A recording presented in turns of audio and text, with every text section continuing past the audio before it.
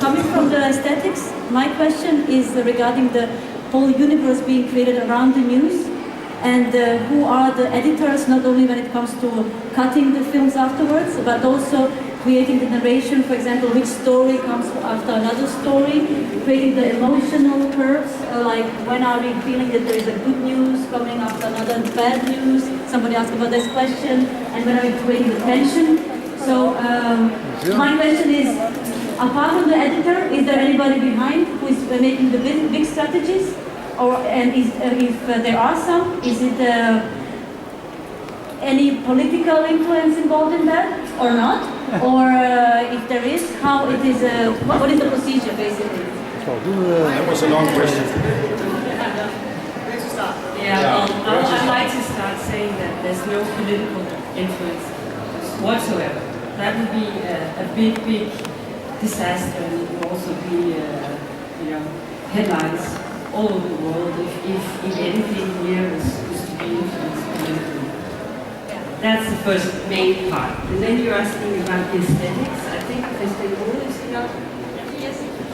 Yes, I think in a few minutes the person will be here. He's creating the aesthetics. He's right there. He's right there, yeah, that's right, the person there. He's responsible for everything you see here. But then you're talking about the curves, you're talking about, well, I think, isn't it the editor? I mean, the TV is... You mean the flow in the... the narration, how people would register these stories in which order, so you have like good story, bad story, good, bad, or... We always edit the news programs on the traditional principles, which stories are more important, which stories affect more people than the other stories. And there are some basic principles that we have always followed and we always will follow. They're not influenced by fashion or political pressure or anything like that. And that may sound a little,